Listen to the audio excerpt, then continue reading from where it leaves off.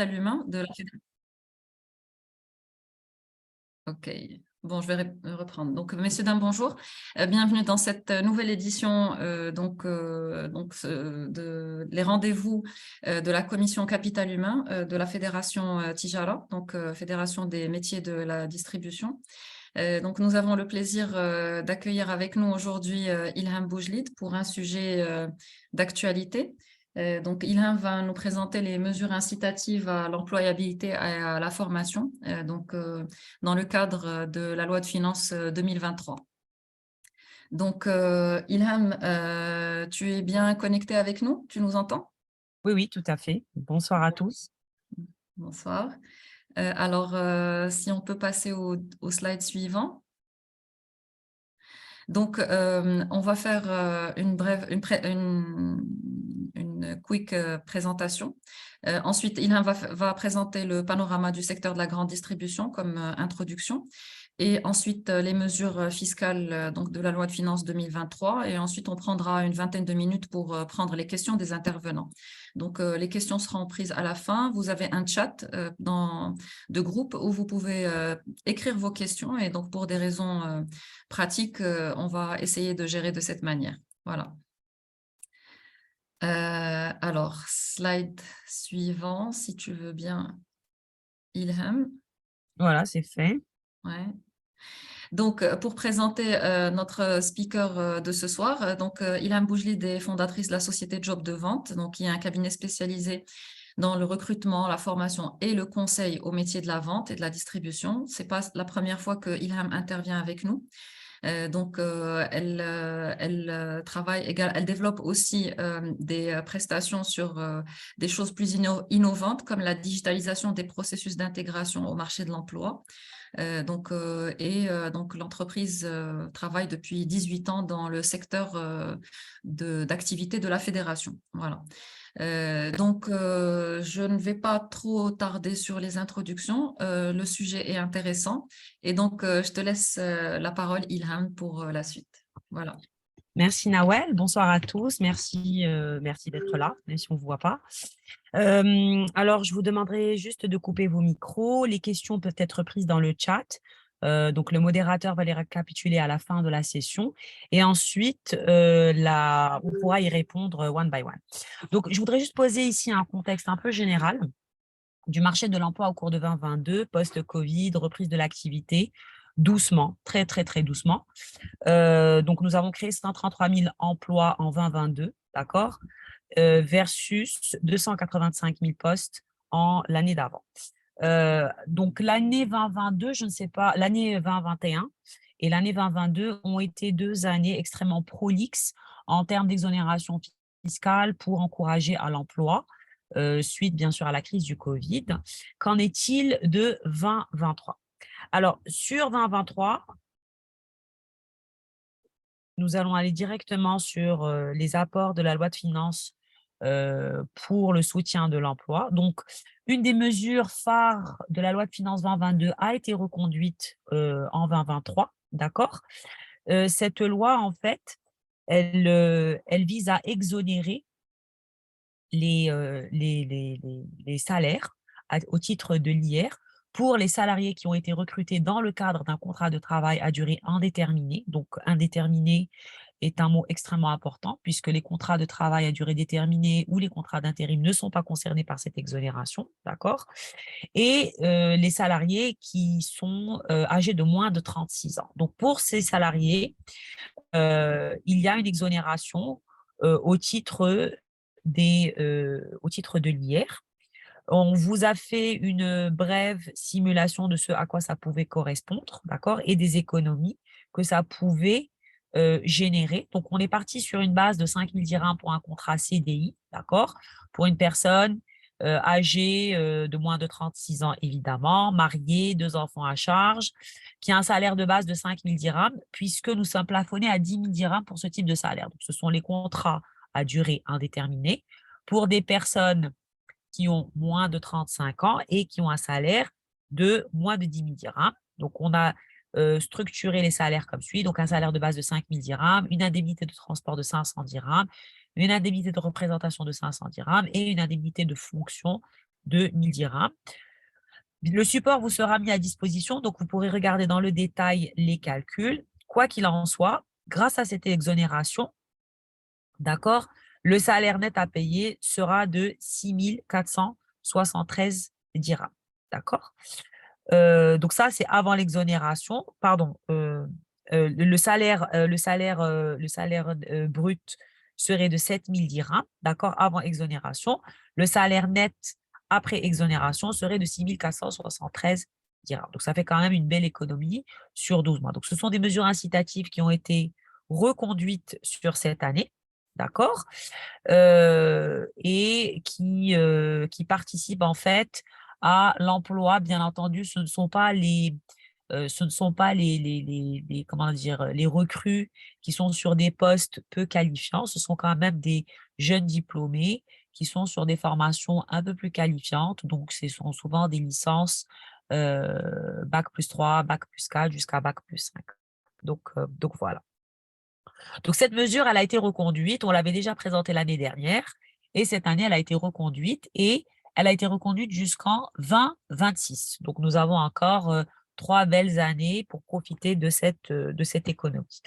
Alors, par contre, il y a eu une modification importante de la loi de finances 2023 par rapport au statut auto-entrepreneur. Donc, comme vous le savez, dans les métiers de la vente et de la distribution, les entreprises travaillent avec un certain nombre de prestataires qui ne sont pas des salariés de l'entreprise, mais qui sont des petits prestataires qui travaillent généralement en freelance ou bien pour des périodes déterminées de l'année saisonnières.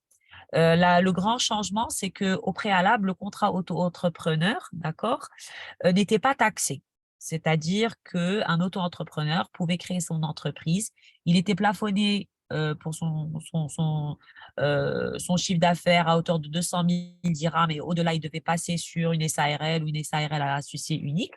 Aujourd'hui, un auto-entrepreneur sera taxé de 30% pour tous les revenus qui dépassent 80 000 dirhams. Et donc, on n'est plus du tout à 200 000 dirhams. Et en fait, c'est une mesure pour protéger le salariat. Donc, le gouvernement a peur que ce soit une façon déguisée de salarier des gens, donc de leur demander de se mettre en auto-entrepreneur et d'en profiter. Voilà. Donc ça, c'est un contrat aujourd'hui qui n'est plus du tout bénéfique pour le secteur d'activité. Par contre, il existe d'autres contrats. Donc, bien entendu, le CDI qu'on a présenté et pour lequel il y a un vrai engouement et un vrai atout. Je vais juste rappeler les avantages d'un CDI. Donc, le CDI, c'est un contrat à durée indéterminée, mais qui comprend une période d'essai de 2 fois 3 mois. Donc, ça veut dire 6 mois en totalité. Dans le cas d'une suspension de contrat, bien entendu, le salarié ne va pas recevoir de salaire et il pourra être payé directement par la CNSS, enfin, en cas de maladie, etc. Le délai de préavis va varier de 8 jours à 3 mois, dépendamment de la criticité du poste. D'accord? Bien entendu, s'il y a rupture de contrat, pour quelque raison que ce soit, avant d'être décrété comme abusive ou pas, eh bien, le salarié va toucher, bien entendu, des indemnités, y compris des charges salariales et patronales. Et bien entendu, même s'il démissionne, il va toucher ce qu'on appelle un solde de tout compte qui va intégrer ses congés payés. Donc ça, c'est pour le contrat à durée indéterminée. Ensuite, il y a le contrat à durée déterminée. Donc, c'est aussi un contrat que le secteur utilise énormément, notamment dans les activités saisonnières, mais aussi dans les activités pointues où on n'a pas forcément la possibilité de trouver des personnes, voilà, et qu'on va utiliser parce que en fait, ce contrat, comme vous le savez, l'avantage qu'il a, c'est qu'il permet de staffer une personne sur un projet, c'est-à-dire sur une durée de projet. Donc, par exemple, vous avez le démarrage d'une usine, vous avez besoin d'un personnel qualifié pendant 1 année, 18 mois, 2 ans. Vous pouvez aller jusqu'à ce terme. Donc, le contrat à durée déterminée, il peut aller, il est pas, il peut aller jusqu'à 1 an, il peut être renouvelé de 6 mois. Donc, on peut aller jusqu'à 18 mois sur un CDD. D'accord? Et c'est quelque chose qui est très adapté aux entreprises qui sont soit sur des gestions de projets en ouverture, soit qui sont sur des activités saisonnières. Voilà. Et on peut le renouveler, c'est-à-dire le contrat à durée déterminée peut s'arrêter, d'accord? Et il peut reprendre l'année d'après. Alors ensuite, il y a le contrat travail temporaire. Donc ça, c'est un contrat qui est assimilé au contrat d'intérim. Donc beaucoup d'entreprises utilisent en passant par des prestataires en intérim qui offrent de la main-d'œuvre qualifiée qui remplace en cas d'absence, de maladie, de mobilisation ou en cas de montée en charge importante. Et donc, du coup, la prestation, elle est facturée non pas en forme de salaire de base plus les cotisations salariales et patronales, mais sous format de facture avec de la TVA. D'accord? Donc, c'est aussi un contrat qui est assez prisé par le secteur. Alors, je vais revenir à un contrat qui existe depuis très longtemps et voilà, qui va de pair avec cette exonération fiscale dont on a parlé au titre des recrutements sous format de contrat à durée indéterminée. Ce sont les contrats ANAPEC. Alors, je sais très bien que les contrats ANAPEC ne sont pas forcément très appréciés des jeunes diplômés. Néanmoins, ce qu'il faut savoir, c'est que beaucoup d'entreprises dans la tech, mais aussi des multinationales aujourd'hui, recrutent sous ce format-là. Ce sont des contrats tripartites qui sont signés par la recrue, l'ANAPEC et l'entreprise, d'accord? L'avantage de ce contrat, c'est qu'il est assimilé à un contrat de stage qui ne peut pas excéder une période de 24 mois, d'accord? Donc, parce qu'au terme de cette période, le stagiaire, soit il est recruté, d'accord? Soit il va tout simplement rentrer sous un format de contrat normal chez une autre entreprise. Mais en tout cas, il ne peut pas proroger ce contrat chez le même employeur et il ne peut même pas l'utiliser chez un autre employeur. L'avantage de ce contrat, c'est d'être complètement exonéré des cotisations patronales et salariales au titre de la CNSS. Donc, qui se monte dépendamment des salaires, à peu près entre 16 et 30. L'exonération de la taxe de la formation, d'accord? Et qui sont en fait, et tout ce qui est IR est pris en charge par l'État marocain sur une durée de 1 an pour la part patronale, d'accord?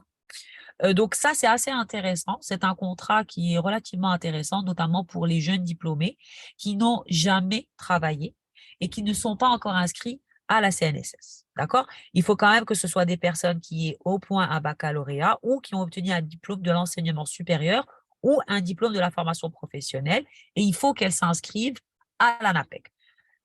C'est souvent une démarche qui est un peu rébarbative pour les jeunes recrues, mais qui est relativement simple à faire. Il suffit de contacter l'antenne de l'ANAPEC la plus proche de votre entreprise.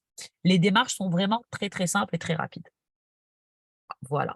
Le contrat auto-entrepreneur, ben, en fait, c'est un contrat où généralement le salarié peut prester pour plusieurs entreprises, notamment quand c'est des formats de freelance ou c'est des intérims, mais en direct. Mais il faut absolument que la prestation avec une entreprise ne dépasse pas 80 000 dirhams et que le chiffre d'affaires global réalisé par cette petite entreprise ne dépasse pas 200 000 dirhams. Du coup, le salarié, bah, en fait, il a uniquement son inscription à la CNSS à un tarif extrêmement réduit, d'accord? Et il paye une cotisation minimale de 0,5% à peu près de son chiffre d'affaires à la fin de l'année. Donc, qui exonère du paiement de toutes les autres impôts. C'est un contrat commercial, ce n'est pas un contrat de travail qui va lier l'entreprise qui emploie cet auto-entrepreneur. Je rappelle juste qu'on ne peut pas dépasser 80 000 dirhams avec une seule entreprise dans le cadre de ce contrat. Alors, je ne sais pas à ce stade si vous avez des questions ou on continue et on les prend à la fin. Voilà. Oui, je propose de poursuivre, comme ça on rentre dans le vif du sujet et on prendra OK. les questions à la fin. Ceci dit, pour les intervenants, si jamais vous voulez interrompre, n'hésitez pas. Il y a encore une fois le chat de groupe. Utilisez le chat de groupe, voilà, pour ça.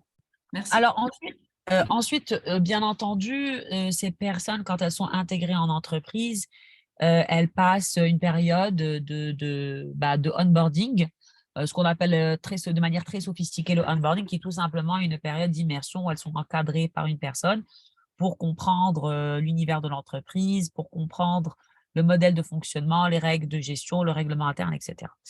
Et ça nécessite du temps, ça nécessite aussi d'un investissement en argent de la part de l'entreprise. Donc, il faut savoir aujourd'hui que l'entreprise, elle paye une taxe professionnelle. Au titre de cette taxe professionnelle qui doit être payée et déclarée et qui la rend éligible à ce qu'on appelle les CSF, c'est ce qu'on appelle les contrats de formation spéciale. C'est quelque chose que n'importe quelle entreprise peut vérifier très simplement en allant sur le site internet de l'OFPPT et en allant regarder l'éligibilité au CSF. Donc, c'est une petite icône dans laquelle on saisit son numéro de taxe professionnelle et on voit tout de suite est-ce qu'on est en règle avec la CNSS et est-ce qu'on est éligible au remboursement des formations dans le cadre des contrats de formation spéciaux. Et comme vous pouvez le constater, malheureusement,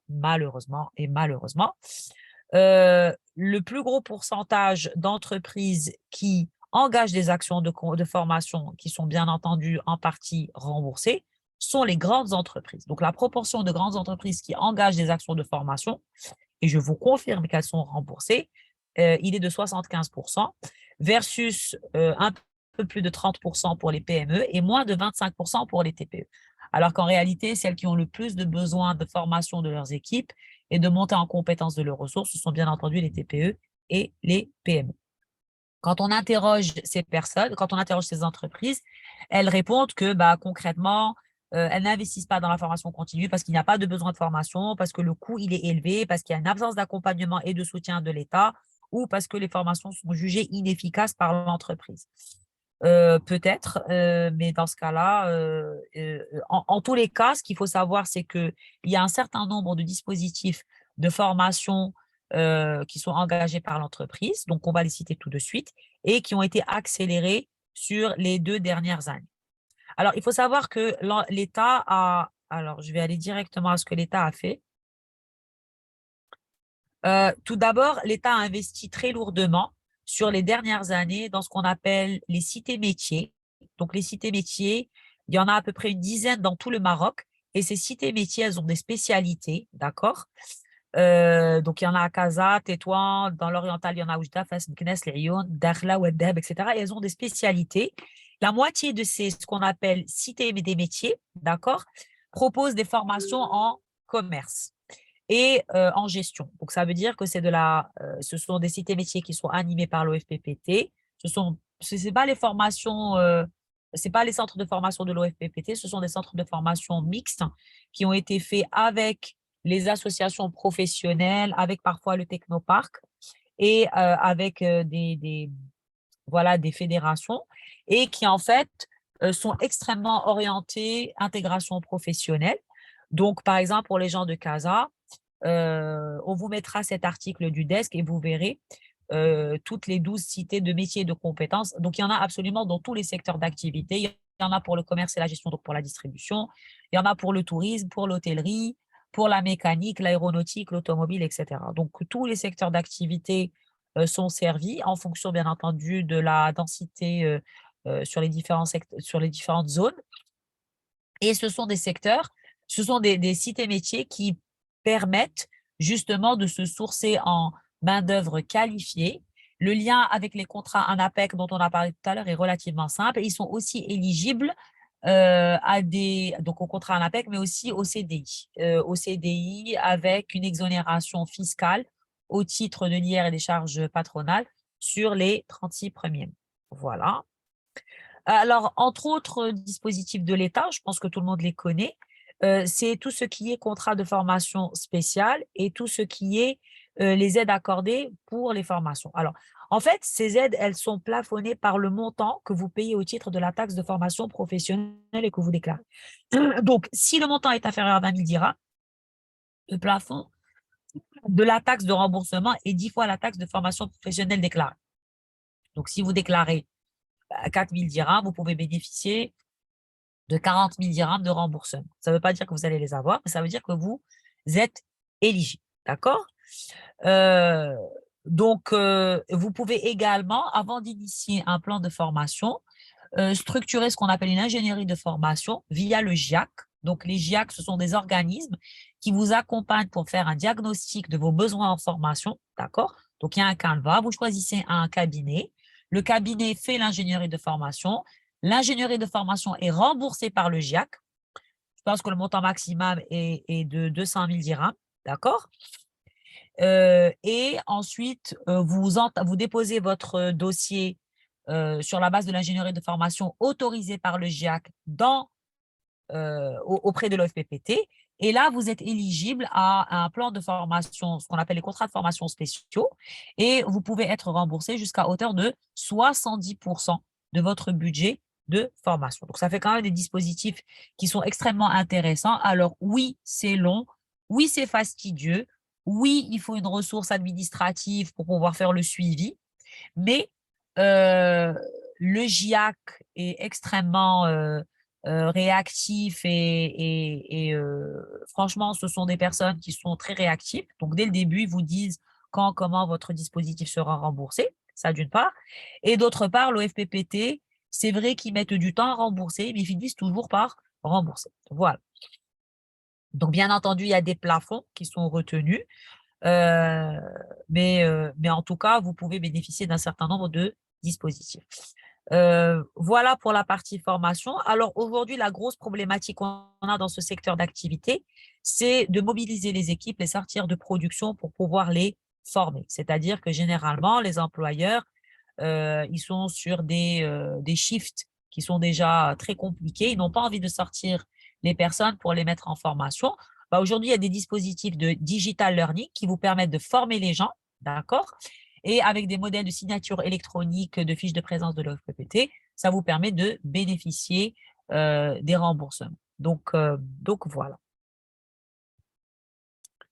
Je pense que j'ai tout partagé avec vous. Voilà. Est-ce que... Donc ça, ce sont les formations en ligne qui permettent en fait de former les personnes. Généralement, les dispositifs de formation en ligne qui sont déployés pour les équipes dans les métiers de la distribution, elles ont pour objectif surtout de modéliser tout ce qui est formation sur les process, les méthodes, les tâches répétitives, tout ce qui est sécurité, tout ce qui est hygiène, tout ce qui est règlement au travail, tout ce qui est également parcours de vente, tout ce qui est logistique et supply chain. Et ça permet vraiment d'optimiser sur les frais de formation, de toucher un maximum de personnes, de réduire les coûts de formation puisque les participants, ils n'ont pas besoin de se déplacer, mais aussi les dispositifs de LMS qu'on appelle les Learning Management System permettent de traquer les participants et de s'assurer que les formations, elles ont bien été déployées.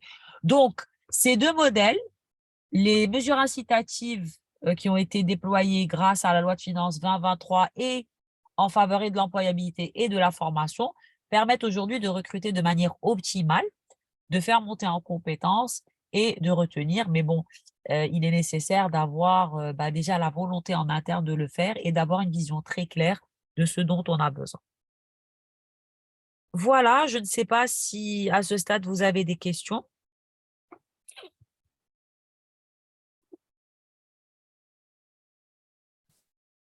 Alors, il y a deux questions, Ilham. Donc, Oui. est-ce que ces nouvelles dispositions fiscales sont en mesure d'apporter plus d'aisance pour les acteurs du secteur pour recruter? Bah, clairement, hein, parce que la loi de finances 2023 a entériné, a prorogé en fait la possibilité pour les entreprises de bénéficier d'une exonération fiscale non négligeable pour recruter des CDI de moins de 35 ans avec des salaires inférieurs à 10 000 dirhams. Clairement, la démonstration, elle est claire. C'est-à-dire sur un salaire de 5 000 dirhams, aujourd'hui, on peut économiser à peu près 1 200 dirhams. Donc, c'est pas rien. Donc, clairement, après, pour les contrats auto-entrepreneurs, pour les entreprises qui les utilisent, il faut faire attention et ne pas dépasser 80 000 dirhams avec un prestataire auto-entrepreneur pour éviter, euh, voilà, de le mettre lui en infraction avec la loi, parce qu'à la limite, c'est pas vous qui êtes en infraction, c'est lui.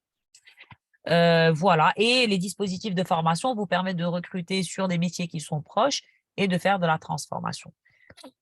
Voilà. OK. Merci, Ilham. Alors, autre question. Tac, tac, tac. Qu'en est-il des formations sur la distribution au niveau des cités des métiers? Sont-elles efficientes et élaborées par des professionnels? Quelles sont les démarches de remboursement? Alors aujourd'hui, les cités des métiers, ce sont des formations, on va dire, de primo-entrants sur le marché de l'emploi. Est-ce qu'elles sont efficientes? Alors, on n'a pas encore vu de cité des métiers sur les métiers de la distribution à la date d'aujourd'hui. Elles n'ont pas encore vu le jour. Donc, c'est un projet qui est en élaboration et qui peut tout à fait être un projet structurant pour votre association, qui peut se structurer pour faire une étude préalable de ses besoins, identifier ce qui est commun et ce qui est spécifique aux différentes industries et porter cela auprès en fait, vous êtes de la fédération idoine au niveau de la CGEM pour demander à ce que les cités des métiers, il y en a 8 qui ont des filières commerce et gestion et une filière spécifique pour la distribution. Dans ce cas-là, généralement, ce qui est fait, c'est que la cité des métiers se rapproche des professionnels pour élaborer les parcours de formation avec des experts externes, donc comme nous par exemple, valider les prérequis d'intégration, les modèles d'évaluation et en fait sourcer le métier. Voilà. Et aussi avoir bien entendu des débouchés quasi garantis, des stages en alternance et des choses comme ça. Il n'y a pas de démarche de remboursement puisque c'est entièrement gratuit. C'est l'État qui, en fait, ce sont des études gratuites auxquelles les participants peuvent postuler. Voilà. D'accord, très clair. Alors, autre question, est-ce que la loi de finances 2023 a prévu une modification au niveau de l'IR concernant les indemnités de licenciement? Aussi, est-ce que la loi de finances 2023 a prévu une modification au niveau de l'IR concernant la retraite complémentaire? Voilà. Non, pas du tout. Non. La loi de finances 2023 a prévu principalement la grosse modification de la loi 2023. C'est principalement au niveau de l'IS et non pas de l'IR. Donc, c'est l'impôt sur les sociétés qui a été réaménagé pour les entreprises qui font moins de 100 millions de dirhams de chiffre d'affaires, donc qui a été revu de 4 points à la baisse. Voilà, c'est une mesure incitative et aussi sur les dividendes. Mais il n'y a rien eu sur l'IR, sur le taux d'IR, non, rien du tout, ni sur les indemnités de licenciement, ni sur la retraite complémentaire, pas du tout. OK. Et est-ce que les formations en ligne sont remboursées par l'OFPPT? Alors aujourd'hui, il y a un espèce de grand vide. Je ne sais pas s'il y a des gens de l'OFPPT parmi nous, mais en tout cas, j'ouvre le débat et on les invite à la table de la discussion et de la communication. L'OFPPT est un mastodonte aujourd'hui qui a des sujets prioritaires à traiter. Donc, la formation digitale n'a pas été traitée. Et aujourd'hui, on ne sait pas. La réponse à la question est-ce qu'elles sont remboursées par l'OFPT, c'est on ne sait pas, puisqu'aujourd'hui, l'OFPT, elle a un dispositif d'audit des formations, c'est-à-dire que quand vous déposez un plan de formation auprès de l'OFPT, vous annoncez vos dates et vos lieux, et ils sont en capacité de venir vérifier que ça se fait. Mmh.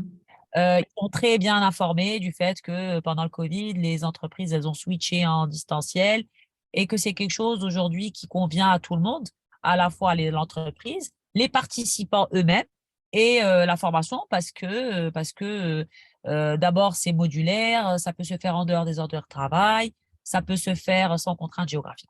Donc Mmh. aujourd'hui, l'OFPPT ne s'est pas prononcé et on va dire que لا تسألوا عن أشياء إذا إذا اتشرحت غادي تضركم. Là, Donc ce qu'on peut faire, bon, ça donne une idée, c'est qu'on pourrait organiser une discussion ou bien sous en format invitant de. l'OFPPT? Oui, Oui, oui, oui, oui, et poser si vous parlez carrément, même si le besoin n'est pas spécifique au secteur de la distribution, non, euh, il est générique, c'est un besoin qui est générique, voilà, mais rien n'empêche qu'on sollicite voilà, directement l'OFPPT pour venir expliquer leur position par rapport à ça. Parce que, alors, oui, effectivement, alors d'autres, il y a des entreprises qui se sont déplacées, qui sont parties pour poser la question et la réponse a été: «Nous, il y a un dossier administratif à nous fournir, vous nous fournissez le dossier administratif». C'est tout. Donc c'est D'accord. très, très vague. Alors, Effectivement, vas-y. pardon. Donc aujourd'hui, il y a une espèce de flou, de vide juridique, qui est artistiquement maintenu par, tout le monde. Maintenant, je suis sûre que ça va être clarifié parce qu'aujourd'hui, le modèle de formation en hybride et en ligne, c'est quelque chose, que même l'industrie de la tech Mm. utilise, c'est-à-dire qu'on a des formations certifiantes qui sont faites par des consultants. Ces consultants soumissionnent, grâce à ces formations certifiantes, à des appels d'offres de l'État qui les Mm. reconnaît. Donc, qui serait l'OFPPT pour ne pas reconnaître la valeur de ces formations? Ouais, ouais, c'est clair. Non, c'est clair que il y a des choses à creuser et bon, je dirais qu'on peut être ambitieux hein, par rapport à la réponse. On peut être En ambitieux. en tout cas, c'est la question à 1 million de dollars. Si l'OFPPT veut bien y répondre, je veux bien Mm. mettre $1.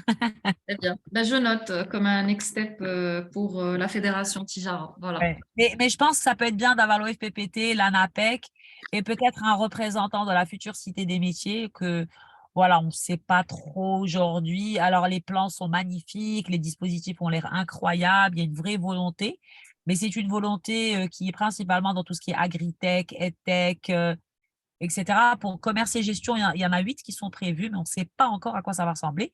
Et puis Mm. surtout, il faut se greffer au wagon et ne pas être en reste. Ça veut dire que quand Oui. les parcours de formation seront définis, aujourd'hui, dans la grande distribution et dans la distribution et le FMCG de manière générale, le métier est en train d'évoluer à très grande vitesse. La Mm. livraison, enfin, tous les dispositifs, la supply chain, la pro, les plateformes achat, sourcing, tout ça a beaucoup bousculé la donne. Donc aujourd'hui, les compétences qu'on recherche dans ces métiers ont complètement changé. Avant, dans les grosses plateformes de stockage, on cherchait voilà, des personnes qui font du picking, etc. Aujourd'hui, on cherche des personnes qui savent ce que c'est qu'une picking list, qui savent lire, écrire, Mm. qui savent interagir avec un device, qui savent signer, voilà, et qui savent optimiser les parcours, qui sont extrêmement challengés sur le timing, à qui on va demander de faire de la qualité au niveau des colis, etc. Ce n'était pas le cas il y a 2 ans, hein, parce Ouais. qu'on n'a plus besoin de faire des pickings n'importe quand juste pour faire du volume. Aujourd'hui, c'est traité Mm. par des automates et ça va aller encore plus dans ce sens. Dans ce sens. Bah oui, c'est l'automatisation, effectivement, la digitalisation de tous ces métiers qui fait que les ou la main-d'œuvre un peu sous-qualifiée deviendra obsolète de plus en plus. Donc, Ah bah clairement, aujourd'hui, si on ne sait pas interagir avec un device, on est considéré comme un alphabet numériquement. c'est ça. C'est l'organisation, enfin, l'organisation mondiale qui est en charge de la partie éducation, l'Organisation mondiale de l'éducation, a Oui, stipulé qu'aujourd'hui, le nouvel alphabétisme est un alphabétisme numérique. numérique. Oui, c'est le cas de le dire. Alors, Voilà. dans la suite, sur le même sujet, donc c'est le président de la fédération qui demande comment est-ce qu'on pourrait avoir accès aux cités des métiers pour orienter les modules de formation. Donc, premier point, et ensuite avoir accès au CV des filières de la distribution. Alors, pour ce qui est d'abord d'orienter les parcours de formation, vous êtes organisé en fédération. Donc, aujourd'hui, la Cité des métiers, c'est un programme qui est piloté entre l'OFPPT, les fédérations, la CGEM, l'ANAPEC. Donc, il faut monter un dossier. D'abord, il faut faire une étude préalable, je pense, des besoins pour identifier ce qui est commun par ville. Donc, par exemple, sur le Grand Casablanca, il existe, je dis n'importe quoi, X entreprises spécialisées dans la distribution. Celles qui font le 20-80 du volume, ce sont celles-ci. Les sonder et identifier leurs besoins. Faire une ingénierie de formation. Déjà, vous, de quoi vous avez besoin Mhm. et de quoi vous avez et sur quels sont les sujets qui sont critiques pour les 2-3 prochaines années. Ensuite, une fois que ça c'est fait, vous rapprochez de la CGEM et qui va en fait traduire cette ingénierie de formation en espèce de cahier des charges. Et ensuite, une fois que la Cité des métiers valide que vous êtes effectivement dans le track, vous allez devoir travailler avec des cabinets de formation pour faire une ingénierie de formation. Donc, une ingénierie de formation, c'est, comme son nom l'indique, quel contenu, quel dispositif, quel synopsis, quel séquencement, quelle modalité de recrutement de ces personnes dans le dispositif de formation, quelle modalité d'évaluation, est-ce qu'il y a de l'alternance ou pas de l'alternance? Voilà, c'est une cellule chez vous qui va se charger de ça. Une fois que ça c'est validé, eux, ils vont devoir en fait, entériner ça budgétairement et dire, concrètement, nous avons une possibilité d'employabilité sur tel type de ressources, tel volume. Donc, oui, ça nous va. Et ensuite, eux, ils vont ouvrir une filière. La filière, elle va produire des ressources et vous pourrez les recruter. Mm. C'est comme les écoles, vous signez une convention avec une école, ils vous envoient leurs stagiaires en PFE et vous les intégrez. Ça va être un peu la même chose. D'accord. D'accord. Alors, il y a un commentaire, c'est pas vraiment une question, mais donc c'est Mohamed Djalali qui dit: attention, en termes de licenciement, l'indemnité est plafonnée à 1 million de dirhams. Oui, absolument. Heureusement, parce qu'avant, on était dans des indemnités. Voilà, la vérité, je suis désolée, personnellement, on est dans un métier où 80% de la main-d'œuvre qui travaille dans ces métiers touche, allez, on va dire en moyenne 5 000 à 6 000 dirhams. Donc, les indemnités, elles atteignent jamais ce niveau-là. Mais oui, c'est tout à fait ça.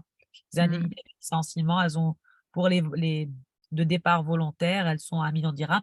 En fait, c'est ce qu'on appelle une, ce qu'on appelle les départs volontaires, c'est un accord entre l'entreprise et le salarié.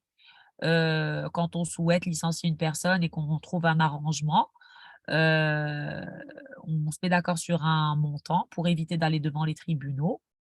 L'avantage pour le salarié, c'est que, ça va pas devant les tribunaux et le montant qu'il touche est un montant, ce qu'on appelle brut pour net. Mm.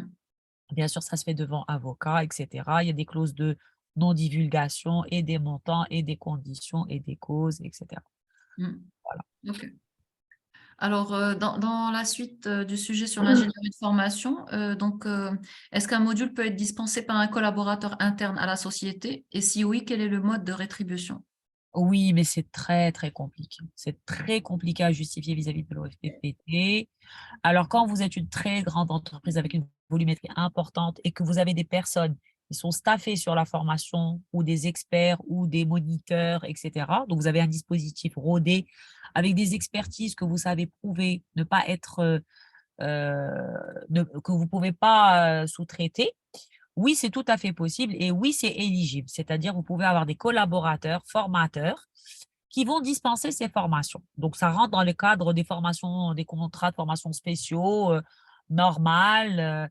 Mais après, pour justifier, il faut que ce formateur, bah, vous puissiez lui donner une indemnité. Alors, je pense que l'indemnité, elle est plafonnée à 800 dirhams. Elle est Mm. plafonnée à 800 dirhams, voilà. Il faut juste que vous puissiez justifier, que l'indemnité, elle a bien été versée, que la qualité du formateur n'existe pas par ailleurs et cetera. Et c'est extrêmement surveillé. Dès qu'on démarre un dispositif de formation qui est dispensé en interne, vous êtes certain que l'OFPPT, elle vient s'assurer que la formation, elle est bien dispensée et que c'est pas juste, Mm. en fait, les deniers de l'État qui sont utilisés, pour autre chose dans l'entreprise. Ouais, ouais, ouais. De toute façon, le FPPT, c'est des personnes très, très suspicieuses à la base, hein. Ok. Voilà. Ok, c'est clair. Très bien. Alors, je revérifie juste s'il n'y a pas d'autres questions. Monsieur Razouk souhaite prendre la main. Sophia, si tu es bien connectée avec nous, est-ce que tu peux lui donner accès au micro?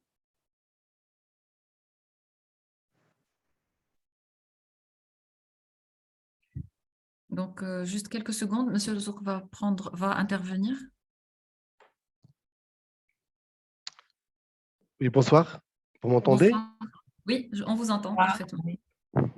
Bonsoir, mesdames. Tout d'abord, je tiens à encore une fois remercier la Fédération Tijara pour le choix des thèmes, des sujets d'actualité.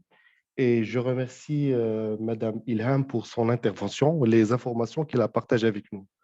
Donc, je souhaite, à travers mon intervention, de partager avec vous 3 points qui concernent donc l'impact de la loi de finances 2023 sur l'IR. Donc, effectivement, donc nous avons donc 3 modifications concernant l'IR. Si vous permettez, je cite les 3. Donc, la première des choses, quel que soit le salaire, donc il est concerné par les frais professionnels. Aujourd'hui, on sait très bien que les frais professionnels, quand je dis aujourd'hui, c'est avant le 1er janvier 2023. Ça veut dire les frais professionnels sont limités à 2500 mensuels, 30 000 dirhams par mois. La modification, c'est qu'aujourd'hui, les frais professionnels sont limités à 35 000, soit 2900 dirhams. Les frais professionnels, on sait très bien que le frais professionnel a un impact sur l'IR.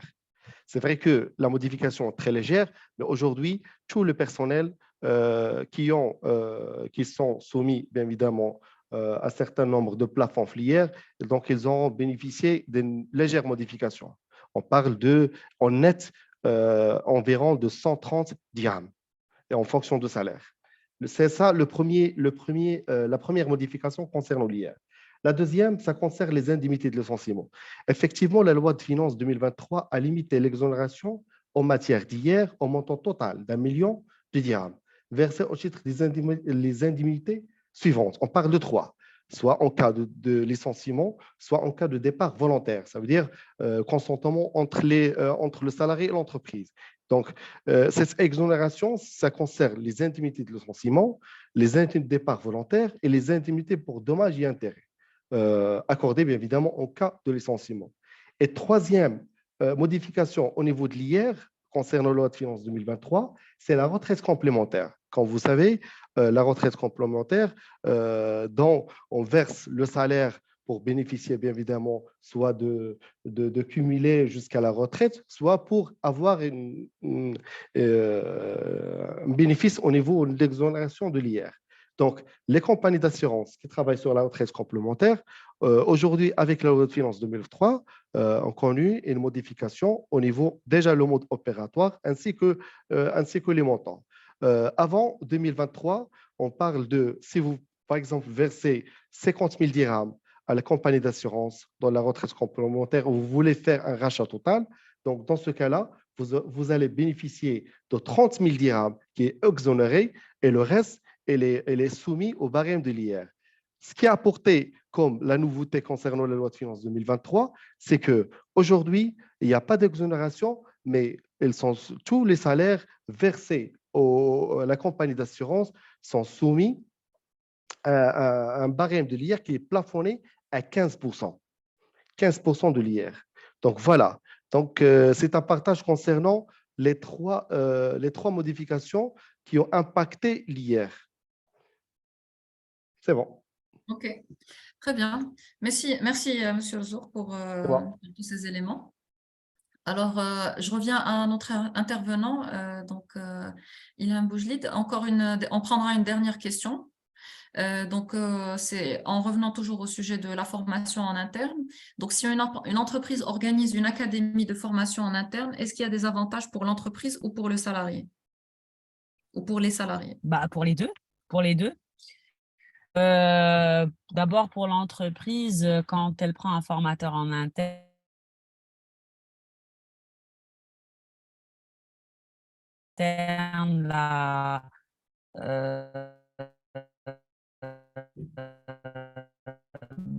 l'avantage, c'est qu'il connaît le sujet, c'est que forcément, c'est une prestation qui généralement coûte moins cher que celle de recourir à un cabinet externe.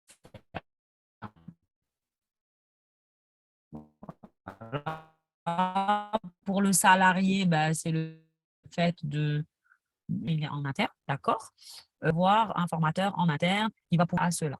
Je ne sais pas trop sur quel, peut-être que je pourrais vous orienter, parce qu'il y a effectivement.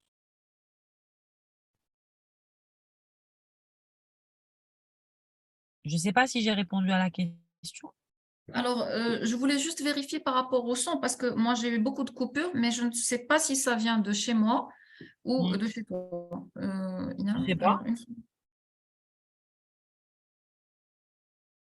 Alors, alors, Sophia, s'il te plaît, tu peux confirmer si il y avait un problème de son sur la dernière réponse? Alors, Mais je peux répéter, hein, il n'y a pas de souci. Oui, si tu veux bien. Voilà. Donc, ce que je disais, c'est que les avantages d'avoir une équipe de formation en interne sont multiples, à la fois pour l'entreprise et pour les salariés. Pour l'entreprise, elle bénéficie déjà d'un dispositif de formation interne qui est généralement plus flexible, plus disponible et moins coûteux. Ça, c'est sûr, ça, c'est Oui, évident. oui. Euh, et quand on met en place les bons outils de pilotage, cette formation peut être remboursée par le FPPT. Voilà, ça d'une part. Pour le salarié, l'avantage, c'est qu'il a une équipe d'experts qui est là, disponible à enfin, qui est plus proche et qui connaît le métier. Maintenant, la différence, c'est que très souvent, les formateurs internes, ce sont des collaborateurs qui ont une excellente expertise opérationnelle et du métier, mais qui souvent, du fait qu'ils n'ont connu que voilà, qui ont cette expertise opérationnelle, n'ont pas forcément été formés sur l'andragogie, la pédagogie, l'ingénierie de formation, etc. Mais enfin, il y a des entreprises aujourd'hui dans la grande distribution qui ont des équipes de formation en interne, qui ont des dispositifs de formation assez lourds et qui sont régulièrement, enfin, qui ont des dispositifs de formation remboursés par le FPPT, évidemment, notamment dans la grande distribution.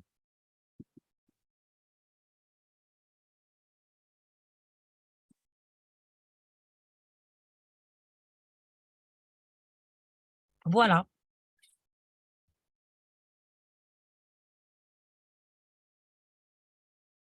Alors, je ne sais pas s'il y a encore des questions.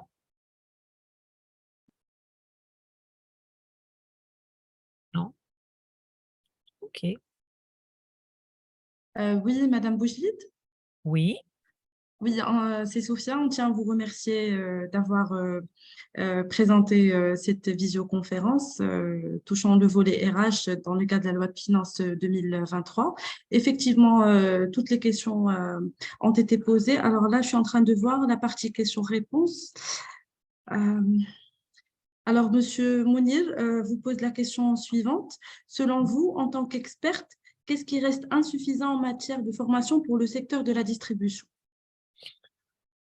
La formation en elle-même. La formation.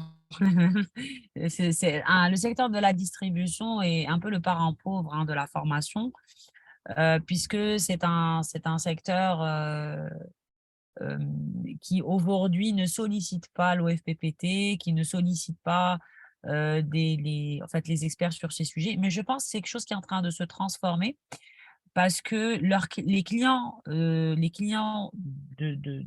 ces industries sont en train de se transformer. Aujourd'hui, quand on regarde le commerce de détail, vous prenez les petits commerçants, ils sont en train de se transformer en supérettes. Vous prenez la grande distribution, la GMS, ils sont en train de se digitaliser, leurs équipes pro achat sont en train de se transformer, ils sont en train de passer par des plateformes et de la supply chain, ils ont des exigences en matière d'hygiène, de sécurité, etc. Donc, forcément, ça va venir. C'est quelque chose qui va venir parce que leurs clients, sur tous les canaux, que ce soit le moderne, que ce soit le traditionnel, que ce soit le CHR, tout le monde est en train de se transformer. Donc, ils vont y arriver. Ça va venir. Mais le problème, c'est que quand vous arrivez en masse sur un sujet, la demande devient très importante et forcément, l'offre va être surenchérie. Si cet effort n'est pas fait régulièrement en amont au niveau du recrutement, avec les cités des métiers, l'OFPPT, l'ANAPEC, et pendant le processus, pendant la vie du collaborateur en entreprise, le jour où il va y avoir une demande extrêmement forte, il va y avoir un décalage très important entre ce que vos clients attendent et vous-même. Et du coup, les cartes vont être redistribuées. Voilà. Je vous donne par exemple un exemple qui me vient en tête. Le métier de pré-vendeur, bon, c'est quelque chose qui a été initié avec, bon, je vais pas citer les entreprises, mais c'est quelque chose que les gros opérateurs en FMCG ont déjà implémenté, ça fait un moment. C'est un métier qui est en train de se structurer, sur lequel nous, aujourd'hui, on a du mal à trouver des profils. On a du mal à trouver des profils qualifiés, on a même du mal à trouver des profils qui est la possibilité de s'intégrer dans ce métier et de se former rapidement. Pourquoi? Parce que la prévente nécessite quand même de manipuler un certain nombre de devices, elle nécessite des skills que les vendeurs n'avaient pas, parce que les vendeurs, c'est plus des livreurs, etc., que des vrais vendeurs. Et donc, aujourd'hui, on a du mal. Donc, le marché est en train de s'assécher. On n'arrive pas à trouver de pré-vendeurs. Pourtant, c'est un poste qui n'est pas très compliqué, C'est pas un poste qui est extrêmement qualifiant ni extrêmement certifiant. On ne trouve pas. Voilà. Ouais. Très clair. Bon, j'ai eu une petite coupure d'Internet, mais I am back. Je pense qu'on a couvert les questions qui ont été posées. On arrive à la fin de ce webinaire. Est-ce que, Ilham, tu souhaites rajouter un dernier point? Moi, je pense juste que, franchement, le secteur d'activité est en train de s'équiper, se digitaliser. On a connu un boom sur les 2 dernières années de Covid. Maintenant, je pense que peut-être que que Tijara pourrait être une plateforme de réflexion, notamment au niveau de la cellule capital humain, pour véritablement réfléchir à quels sont vos besoins, quels sont les besoins que vous avez en commun en termes de capital humain, comment les sourcer de manière optimale et comment les former de manière optimale. Parce que vous êtes quand même une plateforme représentative, vous êtes une vraie force de frappe. Et en faisant ce travail, vous pouvez vous faire accompagner par des experts. Vous allez dresser un prototype de vos besoins sur les 3 prochaines années et ça Ouais. vous permettra vraiment d'aller beaucoup plus vite. Je sais que généralement, le lobbying, il se fait sur des incitations fiscales, des dispositifs d'importation, de distribution. Voilà, c'est ce genre de choses, de stockage, etc., des terrains. Mais c'est bien d'avoir tout ça si on n'a pas le capital humain pour Ouais. finalement, pour faire la manutention, pour s'assurer que la supply chain elle est conforme, pour livrer, pour vendre, pour mercher, pour animer les points de vente. Ça, ce sont des choses sur lesquelles, voilà, je sais que c'est pas très qualifiant, ce sont pas des métiers qualifiants aujourd'hui. Mais d'abord, on a de moins en moins de jeunes qui arrivent sur ces métiers parce qu'ils ont plus envie, hein, parce que un jeune aujourd'hui de 18 ans, il pense que juste en restant sur Instagram, Facebook, il peut gagner plus. Donc, il ne va pas venir travailler 12 heures en manut ou en stockage ou en livraison. Et donc, il va falloir diversifier les ressources, trouver des moyens alternatifs de les recruter et de les former. Mais bon, Ouais. ça, je vais Oui, comprendre. c'est une bonne suggestion, une sorte de référentiel des métiers avec une mutualisation des besoins pour pouvoir préparer le pipeline de formation, on va dire. C'est une bonne idée. On essaiera de la creuser ensemble, peut-être dans un workshop au sein de la fédération. Anna, je prends note du next step par rapport à ça. Alors, on arrive à la fin de notre webinaire. Merci à toutes les personnes qui ont assisté avec nous. Je rappelle que ce webinaire fait partie d'une série de rendez-vous qui sont organisés par la commission capital humain au sein de la fédération Tijara. Je rappelle aussi que le rôle de Tijara est de représenter le secteur du commerce et de la distribution, dans toutes ses formes, que ce soit la distribution dans le traditionnel, dans le rural, dans le moderne ou bien dans le digital. Et donc, l'objectif, c'est de composer une voie multiple et homogène pour accompagner les pouvoirs publics dans la structuration et le développement de ces métiers. Et donc, parmi les grands projets en fait de la Fédération Tijaras, c'est la feuille de route du secteur, une sorte de livre blanc qui a été adressé au pouvoir public dans cet effort commun de développement socio-économique. Voilà. Donc, je remercie notre intervenant aussi, Madame Ilham Boujlid, au nom du président de la fédération, donc Monsieur Waji Esbahi, et au nom de tous les membres de la fédération. Et puis, j'ai bien noté les 2 next steps sur lesquels on pourra travailler ensemble avec toi, Ilham. Et donc, on te fera parvenir une invitation pour faire les workshops nécessaires pour ça. Et pour les participants, nous partagerons la présentation avec vous dans les plus brefs délais. Vous aurez un email de la part de la fédération.